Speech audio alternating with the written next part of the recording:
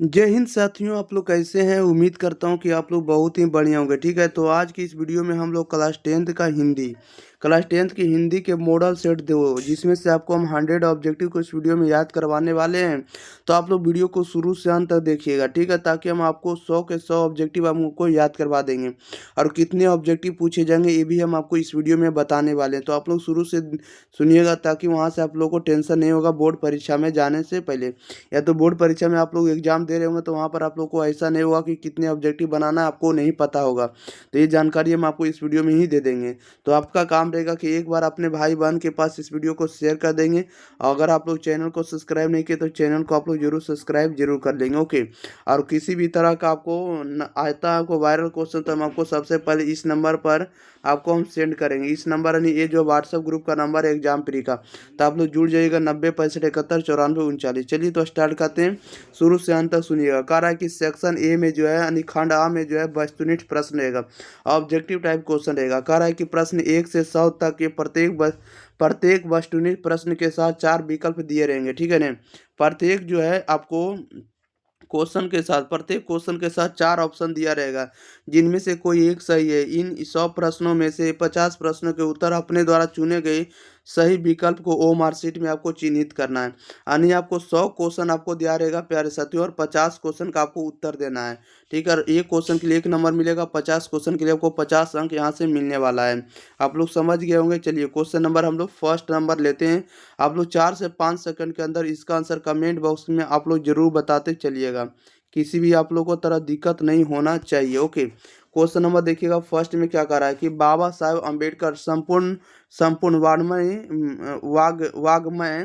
भारत सरकार के कल्याण मंत्रालय द्वारा कितने खंडों में प्रकाशित हुआ है? बताइएगा। कह रहा है बाबा साहेब अम्बेडकर संपूर्ण क्रांति जो है संपूर्ण वाग्मय भारत सरकार के कल्याण मंत्रालय द्वारा कितने खंडों में प्रकाशित हुआ? तो ये 21 खंडों में प्रकाशित हुआ। राइट आंसर आपका डी हो जाएगा। 2 में कह रहा है कि बुद्ध, कबीर और ज्योतिबा फुले किसके चिंतन व रचनात्मकता के प्रेरक व्यक्ति रहे हैं? बताइएगा। कह रहा है कि बुद्ध, कबीर और ज्योतिबा फुले किसके चिंतन व रचनात्मकता के प्रेरक व्यक्ति रहे हैं? तो ये रहे आपको भीमराव अम्बेडकर के प्रेरक व्यक्ति। राइट आंसर आपका ए हो जाएगा। क्वेश्चन नंबर देखिएगा आप लोग 3 नंबर की ओर। 3 नंबर में कह रहा है कि कह रहा है कि काम तो कासू बाबा का ही मालूम पड़ता है, इधर ही खेल रहे थे। यह किसने कहा है? बताइएगा। कह रहा है कि काम तो कासू बाबू का ही मालूम पड़ता है, इधर ही खेल रहे थे। यह किसने कहा है? तो यह किसने कहा? तो यह कहा आपको सोफर ने। राइट आंसर बी हो जाएगा। क्वेश्चन नंबर 4 में कह रहा है कि किसने लपक कर मदन मदन को हाथों से उठा लिया? बताइएगा। किसने लपक कर मदन को हाथों से उठा लिया? तो गिरधर ने। राइट आंसर आपका सी हो जाएगा। क्वेश्चन नंबर देखिएगा आप लोग 5 नंबर में। कह रहा है कि मदन पड़ोसियों की आवारा गर्द छोकरों के साथ क्या करता रहा था? बताइएगा। कह रहा है कि मदन जिन पड़ोसियों के आवारा गर्द छोकरों के साथ क्या कर रहा था? तो क्या कर रहा था? राइट आंसर आपका डी हो जाएगा, लट्टू नचा रहा था। 6 में कह रहा है मैक्स मुलर का जन्म कब हुआ था?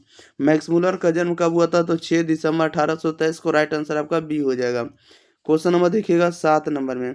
कह रहा है कि हितो प्रदेश का जर्मन भाषा में अनुवाद किसने प्रकाशित करवाया? बताइएगा। हितो प्रदेश का जर्मन भाषा में अनुवाद किसने करवाया?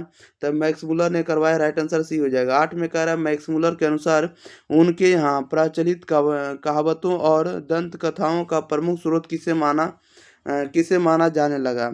बताइएगा। मैक्स मुलर के अनुसार उनके यहाँ प्रचलित कहावतों और दंत कथाओं का प्रमुख स्रोत किसे माना जाने लगा? तो ये माना जाने लगा आपको बौद्ध धर्म को। राइट आंसर डी हो जाएगा। क्वेश्चन नंबर 9 में कह रहा है कि दैवत विज्ञान का अर्थ क्या है? बताइएगा। दैवत विज्ञान का अर्थ क्या होता है? तो दैवत विज्ञान का अर्थ होता है देव विज्ञान। राइट आंसर आपका ए हो जाएगा। अगला नंबर में कह रहा है कि चारु चंद्रलेख किनकी रचना है? चारु चंद्रलेख जो है किसकी रचना है? तो हजारी प्रसाद द्विवेदी की रचना है। क्वेश्चन नंबर 11 में कह रहा है कि गौड़ देश के लोग कैसा नाखून रखना पसंद करते थे? गौड़ देश के लोग कैसा नाखून रखना पसंद करते थे? तब बड़े बड़े। राइट आंसर आपका सी हो जाएगा। क्वेश्चन नंबर 12 नंबर में कह रहा है कि आदमी के नाखून क्यों बढ़ते हैं। लेखक ने या किसने लेखक से यह किसने पूछा, बताइएगा। आदमी के जो नाखून है क्यों बढ़ते हैं, लेखक से यह किसने पूछा है। तो लेखक से यह किसने पूछा, तो लेखक की छोटी लड़की ने पूछा। राइट आंसर डी हो जाएगा। 13 में कह रहा है पुराने का मुंह सब समय वांछनीय ही नहीं होता, यह किस कहानी शीर्षक पाठ की पंक्ति है, बताइएगा। पुराने का मुंह सब समय वांछनीय ही नहीं होता, यह किस शीर्षक पाठ की पंक्ति है। तो यह ली गई आपको, यह ली गई किससे, तो आपको नाखून क्यों बढ़ते हैं से पंक्ति ली गई है। नेक्स्ट क्वेश्चन लेते हैं। क्वेश्चन नंबर देखिएगा आप लोग 14 नंबर की ओर। चलिए 14 नंबर आप लोगों के बीच प्रश्न है। कह रहा है कि नागरिक लिपि शीर्षक पाठ रचित पुस्तक से लिया गया, बताइएगा। नागरिक लिपि शीर्षक पाठ जो है किस पुस्तक से लिया गया, नागरिक लिपि शीर्षक पाठ किस पुस्तक से लिया गया, तो भारतीय लिपियों की कहानी से। राइट आंसर आपका सी हो जाएगा। नेक्स्ट क्वेश्चन नंबर देखिएगा आप लोग 15 नंबर में कह रहा है कि कोणकर के शिलाहार मानखेड़ के राष्ट्रकूट और देवगिरी के यादव तथा विजयनगर के शासकों के लिए किस लिपि में मिलते हैं, बताइएगा। कह रहा है कि कोंकण के शिलाहार मानखेड़ के राष्ट्रकूट देवगिरी के यादव तथा विजयनगर के शासकों के लेख जो हैं किस लिपि में मिलते हैं, तो यह मिलते हैं आपको नंदी नागरी लिपि में। राइट आंसर डी हो जाएगा। दंती दुर्ग के बाद राष्ट्रकूटों की गद्दी पर कौन बैठा, दंती दुर्ग के बाद राष्ट्रकूटों की गद्दी पर कौन बैठा, तो कृष्ण प्रथम बैठा। राइट आंसर आपका ए हो जाएगा। क्वेश्चन नंबर 17 नंबर में कह रहा है कि किसके गले में स्काउटों की तरह एक रुमाल बंधा था, बताइएगा। किसके गलों में स्काउटों की तरह एक रुमाल बंधा हुआ था, तो ये था बहादुर के गले में। राइट आंसर बी हो जाएगा। 18 में कह रहा है कि सुखजीवी नामक उपन्यास किसने लिखा है, सुखजीवी नामक उपन्यास किसने लिखा है, तो अमरकांत ने लिखा। राइट आंसर आपका सी हो जाएगा। क्वेश्चन नंबर देखिएगा 19 नंबर में देखिएगा क्या कह रहा है। चलिए 19 नंबर में आप लोग देखिएगा थोड़ा इसको, हाँ चलिए ठीक है। 19 नंबर में आप लोगों को कह रहा है कि बहादुर का बाप कहाँ मारा गया था, बहादुर का बाप कहाँ मारा गया था, तो युद्ध में मारा गया था। राइट आंसर डी हो जाएगा। कह रहा है कि हिदायत शब्द का अर्थ क्या है, हिदायत शब्द का अर्थ क्या होता है, तो हिदायत का जो अर्थ होता है आपको चेतावनी होता है। राइट आंसर आपका ए हो जाएगा। क्वेश्चन नंबर 21 में कह रहा है कि प्रगतिशील आलोचना किन्हीं अमूर्त सिद्धांतों का संकलन नहीं है, वह साहित्य की परंपरा का क्या है, बताइएगा। कह रहा है कि प्रगतिशील आलोचना किन्हीं अमूर्त सिद्धांतों का संकलन नहीं है, वह साहित्य की परंपरा का क्या है, वह साहित्य की परंपरा का क्या है, तो मूर्त ज्ञान है। राइट आंसर आपका बी हो जाएगा। क्वेश्चन नंबर देखिएगा 21 नंबर की ओर। 21 नंबर में कह रहा है कि रोन नदी के दूसरी ओर अवनियों का एक और हिस्सा है जो लगभग स्वतंत्र है, उसका नाम क्या है, बताइएगा। कह रहा है कि रोन नदी के दूसरी ओर अभिनयों का एक और हिस्सा है जो लगभग स्वतंत्र है, उसका नाम क्या है, तो उसका नाम जो आपको लाज शत्रु है। राइट आंसर आपका बी हो जाएगा। 23 नंबर में कह रहा है कि साहने शब्द का अर्थ क्या होता है, तो साहने शब्द का अर्थ क्या होता है, तो सुशील वाद्यों में शाह होता है, सुशील वाद्यों में शाह यानी सुशील वाद्यों का राजा। राइट आंसर डी हो जाएगा। 24 नंबर में कह रहा है कि लेखक श्रीनिवास की साहित्य के प्रतिष्ठित रचनाकारों में एक है, बताइएगा। श्रीनिवास जो है किस साहित्य के प्रतिष्ठित रचनाकारों में से एक हैं, तो ये कन्नड़ भाषा के हैं। राइट आंसर ये हो जाएगा। 25 में करा साहित्य अकादमी ने लेखक श्रीनिवास के कहानी संकलन यानी सन्ना कथेगुल्लू को किस वर्ष पुरस्कृत किया गया, बताइएगा। कह साहित्य अकादमी ने लेखक श्रीनिवास के कहानी संकलन सन्ना कथेगुल्लू को किस वर्ष पुरस्कृत किया गया, तो यह पुरस्कृत किया गया 1969 को। राइट आंसर आपका सी हो जाएगा। नेक्स्ट क्वेश्चन नंबर देखिए 26 में करा तुम्हारा क्या है, माँ तुम्हारे पास गाय बैल है, पैसा है, तुम्हें क्या मैं पाल सकता हूँ, मैं पाल सकता हूँ, यह किसने कहा है, बताइएगा। तुम्हारा क्या है, माँ तुम्हारे पास गाय बैल है, पैसा है, तुम्हें क्या मैं पाल सकता हूँ, यह किसने बोला है, तो यह बोला आपको माँ का मगम्मा का बेटा ने, मगम्मा का बेटा ने बोला। राइट आंसर सी हो जाएगा। 27 में कह रहा है किस लेखक की कथा साहित्य में उड़ीसा का जीवन गहरी आंतरिकता के साथ प्रकट हुआ है, बताइएगा। किस लेखक के कथा साहित्य में उड़ीसा का जीवन गहरी आंतरिकता के साथ प्रकट हुआ है, तो ये हुआ आपको सुजाता के, ये हुआ आपको किसके द्वारा, तो सातकोड़ी होता के द्वारा। किसके द्वारा, सातकोड़ी होता। नगर के लेखक कौन है, तो सुजाता, इस बात को याद रखेगा। माँ के लेखक आपको ईश्वर पेटलीकर है, और ये आपको धरती कब तक घूमेगी, इनके लेखक कौन है, सावरदैया है। सातकुड़ी होता कौन है? तो सातकुड़ी होता आप लोग को पता होना चाहिए, ढाती विश्वास के लेखक है और मगम्मा के लेखक श्रीनिवास जी हैं। ओके, क्वेश्चन नंबर देखिएगा 8 नंबर की ओर। 8 नंबर में करा लक्ष्मी किसके घर में काम करती थी? लक्ष्मी जो है किसके घर में काम करती थी? तो तहसीलदार के घर में। राइट आंसर ये हो जाएगा। 29 में करा ढाती विश्वास कहानी में लक्ष्मी के पड़ोस पड़ोस का पढ़ाकू लड़का कौन था? बताइएगा। कह रहा है कि ढाती विश्वास कहानी में लड़की लक्ष्मी के पड़ोस के पास लक्ष्मी के पड़ोस का पढ़ाकू लड़का कौन था? पढ़ाकू लड़का का नाम गुण निधि था। राइट आंसर आपका बी हो जाएगा। नेक्स्ट क्वेश्चन लेते हैं। क्वेश्चन नंबर देखिएगा आप लोग 30 नंबर की ओर। चलिए 30 नंबर भी आप लोगों के बीच प्रश्न आ चुका है। 30 नंबर में कह रहा है कि माँ शीर्षक पाठ के लेखक का नाम क्या है? माँ शीर्षक पाठ के लेखक का नाम क्या है? राइट आंसर बताइएगा क्या हो जाएगा। माँ शीर्षक पाठ के लेखक का नाम क्या है? तो 30 का जो सही जवाब हो जाएगा आप लोग जल्दी जल्दी बताइएगा। तो माँ शीर्षक पाठ के जो लेखक का नाम है ईश्वर पेटलीकर जी हैं। 31 नंबर में कह रहा है माँ जी लोगों को अस्पताल के लिए किसकी उपमा देती थी? बताइएगा। माँ जी लोगों को अस्पताल के लिए किसकी उपमा देते थे? तो राइट आंसर आपका सी हो जाएगा। क्या हो जाएगा? सी हो जाएगा, गौशालाओं की। क्वेश्चन नंबर 32 में कह रहा पापावती के चारों ओर खड़े डॉक्टरों ने बारी बारी से आकर किसकी सहायता से उसकी आंखें के भीतर भाग का परीक्षण किया?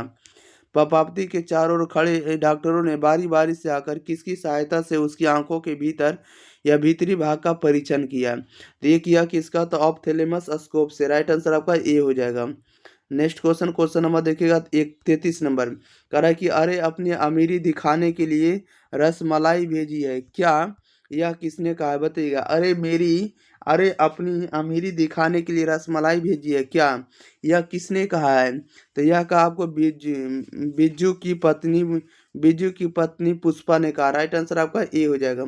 34 में कहा राम नाम बीनू बिरथे जगी जन्मा शीर्षक पाठ के रचनाकार का नाम क्या है? राम नाम बीनू बिरथे जगी जन्मा शीर्षक पाठ के रचनाकार कौन है?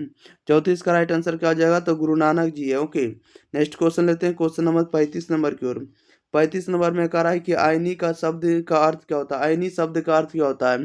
तो आईनी शब्द का अर्थ होता है गिरी होता है। राइट आंसर आपका सी हो जाएगा। 36 में कह रहा वाणी कब 20 के समान हो जाती है? वाणी कब 20 के समान हो जाती है? तो राम नाम के बिना। राइट आंसर सी हो जाएगा। नेक्स्ट क्वेश्चन, क्वेश्चन नंबर देखिएगा 37 नंबर में। कह रहा है कि मोह मोह मन मानिक ले गयो चितय चोर नंद नंद। मोह कह रहा है कि मोह मन मानिक ले गयो चितय चोर नंद नंद। यह पंक्ति किस कविता से उद्धृत है? तो यह किस कविता से उद्धृत है? तो प्रेमयनी श्री राधिका से उद्धृत है। 38 में कह रहा है कि स्वदेशी शीर्षक कविता के कवि का नाम क्या है? स्वदेशी शीर्षक कविता के कवि का नाम क्या है? तो कवि का नाम है बद्री नारायण चौधरी प्रेम घन है। ओके, क्वेश्चन नंबर 39 नंबर में।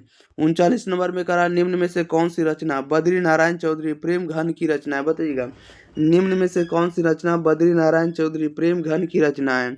तो प्रेम घन की रचना का नाम क्या है? तो देखिएगा प्रेम घन की रचना का नाम आपको जीर्ण जनपद है। क्या? तो जीर्ण जनपद। राइट आंसर आपका डी हो जाएगा। 40 में कह रहा है कि स्वदेशी कविता किससे संकलित है? स्वदेशी कविता किससे संकलित है? तो ये आपको प्रेम घन सर्वस्वा से राइट आंसर सी हो जाएगा। Question number 41। 41 नंबर में कह रहा है कि सुमित्रा नंदन पंत उत्तरांचल के किस जिले के रहने वाले थे? बताइएगा। सुमित्रा नंदन पंत जो है उत्तरांचल के किस जिले के रहने वाले थे? तो यह रहने वाले थे अल्मोड़ा जिले के। राइट आंसर बी हो जाएगा। 42 में कह रहा भारत माता शीर्षक कविता किस काव्य कृति से ली गई है? भारत माता शीर्षक कविता किस काव्य कृति से ली गई है? तो यह ली गई आपको ग्राम्य से। राइट आंसर सी हो जाएगा। 43 में कह रहा है कि कवि रामधारी सिंह दिनकर को किस रचना पर ज्ञानपीठ पुरस्कार प्राप्त हुआ था?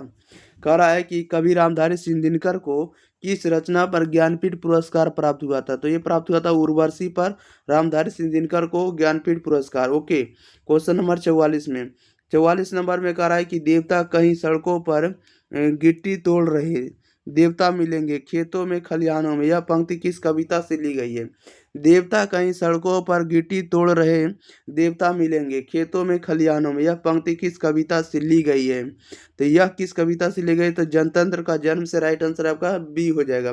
45 में करा निम्नलिखित में सच्चिदानंद हीरानंद बादशाह आगे की कविता कौन है? बताइएगा। सच्चिदानंद हीरानंद बादशाह के आगे आगे की कविता कौन है? तो हिरोशिमा चैप्टर लिखे हैं। क्वेश्चन नंबर 46 में कह रहा है कि कुंवर नारायण रचित इन दिनों साहित्य की कौन सी विधा है। कुंवर नारायण रचित इन दिनों साहित्य की कौन सी विधा है। कुंवर नारायण द्वारा रचित जो है इन दिनों ये कौन सी विधा है। ये जो एक प्रकार का काव्य संग्रह है। राइट आंसर ये हो जाएगा।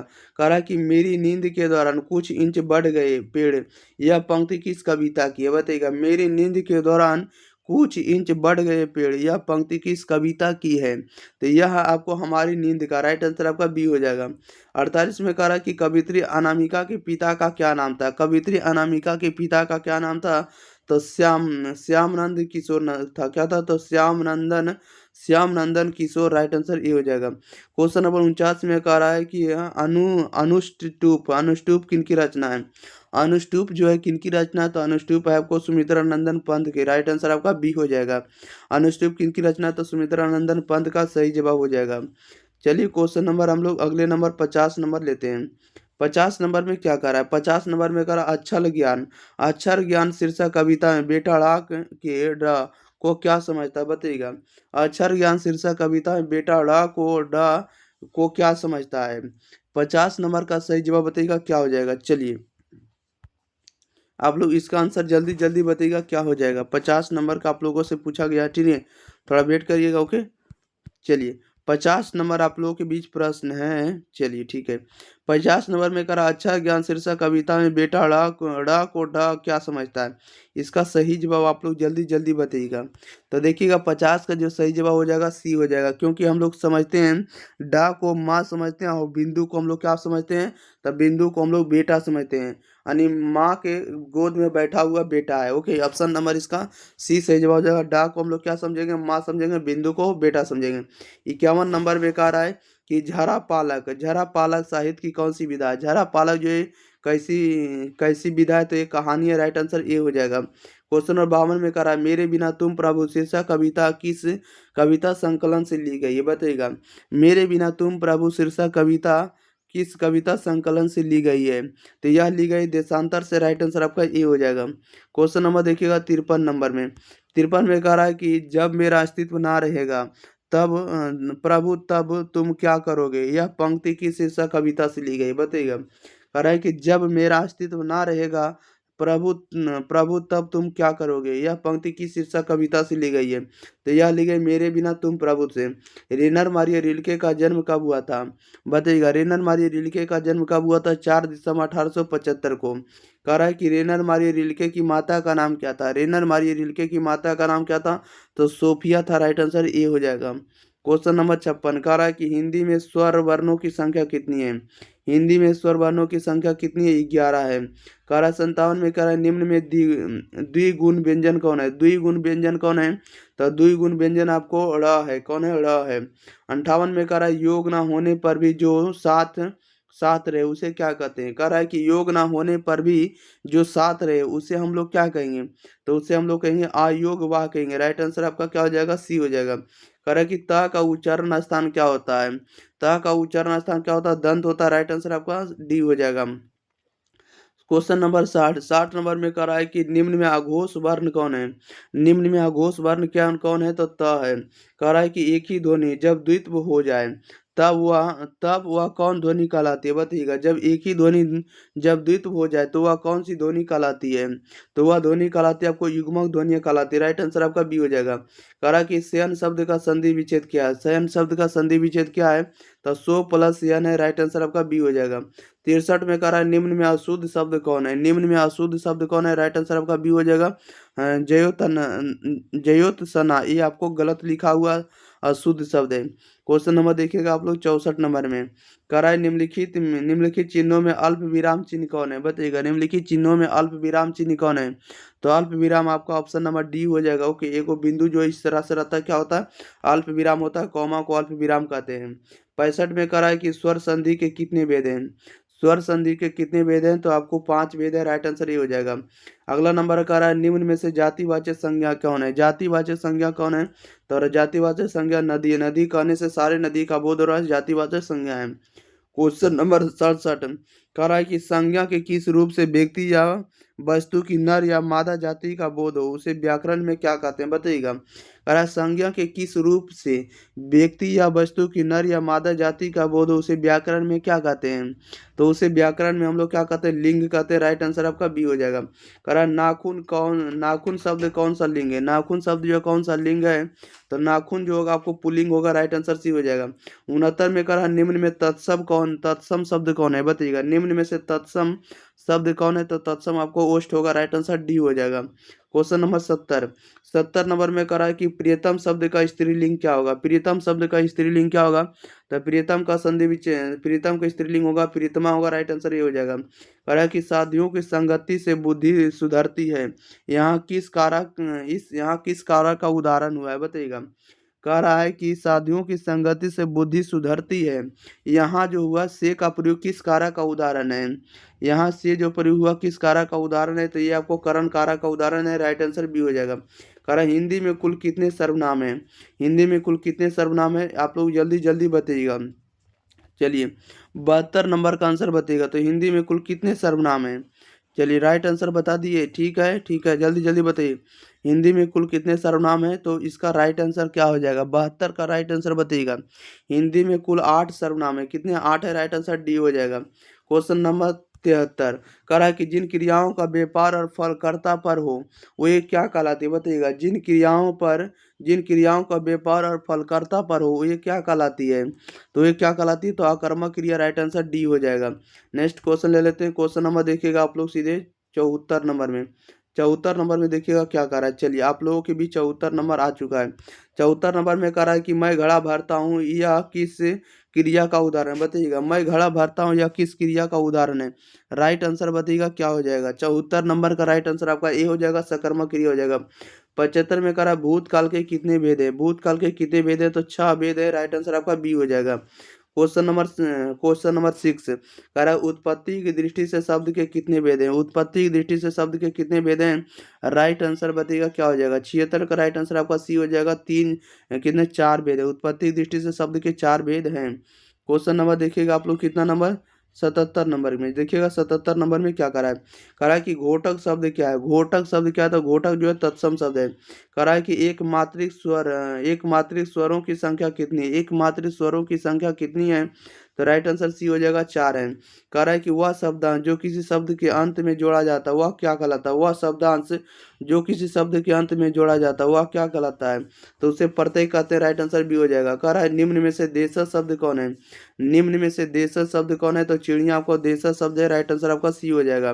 क्वेश्चन नंबर 81 कह रहा है कि उपनिवेश शब्द में उपसर्ग क्या होगा, उपनिवेश में उपसर्ग कौन होगा, तो उप होगा। राइट आंसर डी हो जाएगा। कह रहा है कि बोली शब्द में प्रत्यय लगा हुआ, बोली में कौन सा प्रत्यय लगा हुआ है, तो आपको ई हो जाएगा। 83 में कह रहा है निश्चय शब्द का विशेषण क्या है, निश्चय शब्द का विशेषण क्या होगा, निश्चित होगा। नेक्स्ट क्वेश्चन नंबर 84 नंबर में।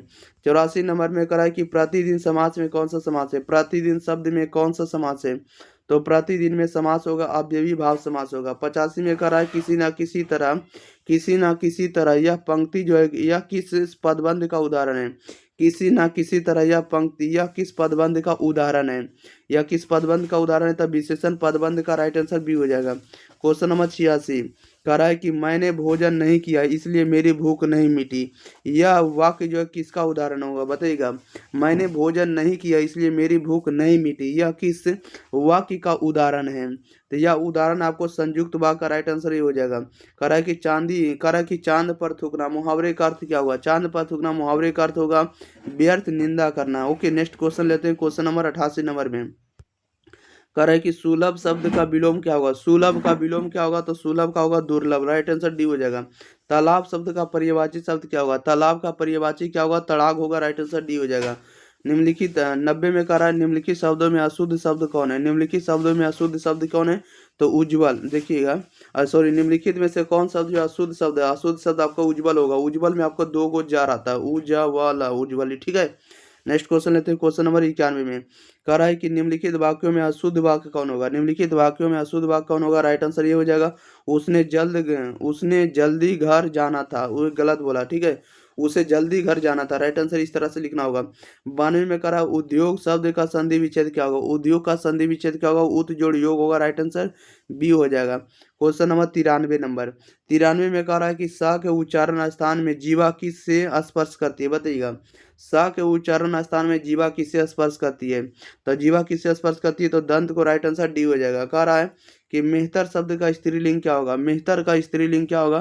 तो मेहतरानी होगा। राइट आंसर डी हो जाएगा। कह रहा है कि हाँ आंधी पीसे कुत्ता खाए। आंधी कह रहा है कि आंधी पीसे आंधी पीसे कुत्ता खाए लोकोक्ति का अर्थ क्या होगा? तो लोकोक्ति का अर्थ होगा कि मूर्ख की कमाई दूसरे ही खाते हैं। मूर्ख की कमाई दूसरे ही खाते। राइट आंसर सी हो जाएगा। इसका अर्थ हो जाएगा। 96 नंबर में कह रहा है कि यह कोई नया काम नहीं। यह कोई नया काम नहीं। यह किस सर्वनाम का उदाहरण है? यह कोई नया काम नहीं। यह किस सर्वनाम का उदाहरण है? यह किस सर्वनाम का उदाहरण है? तो निश्चयवाचक सर्वनाम का उदाहरण है। राइट आंसर डी हो जाएगा। चलिए नेक्स्ट क्वेश्चन नंबर 97 नंबर की ओर। 97 नंबर में कह रहा है कि मोहन खाता यह किस कारक का उदाहरण है? मोहन खाता किस कारक का उदाहरण है? तो कर्ता कारक का उदाहरण है। 98 में कह रहा है कि चादर शब्द में कौन लिंग होगा? चादर शब्द कौन लिंग होगा? चादर शब्द कौन सा लिंग होगा? तो स्त्रीलिंग होगा। राइट आंसर बी हो जाएगा। कह रहा है कि च का उच्चारण स्थान क्या है? तो च का उच्चारण स्थान तालु होगा। राइट आंसर आपका क्या हो जाएगा? सी हो जाएगा। कह रहा है कि आ हर्ष री ये कौन से स्वर होंगे? बताइएगा। आ हर्ष यू जो है कौन से स्वर होंगे? तो हर स्वर होंगे क्योंकि इसको बोलने में आपको कम समय लगता है। अगर बोल देता आकार आ दीर्घ ये होगा दीर्घ स्वर हो जाता। ओके चलिए तो इस वीडियो में आपको सभी ऑब्जेक्टिव कंप्लीट कर दिए। तब तक के लिए आप लोगों का काम रहेगा कि वीडियो को शेयर कर दिए ज़्यादा से ज़्यादा। स्टेटस वगैरह में लिंक वगैरह में लगा दीजिएगा। ठीक है फेसबुक ग्रुप व्हाट्सएप ग्रुप में आप लोग शेयर जरूर करिएगा। और आप लोग चैनल को अगर आप लोग सब्सक्राइब नहीं किया प्यारे साथियों तो आप लोग सब्सक्राइब जरूर करिएगा प्यारे भाई बहनों। ओके मिलते हैं हम लोग अगले मॉडल सेट के साथ। तब तक के लिए thank you for watching this video. धन्यवाद।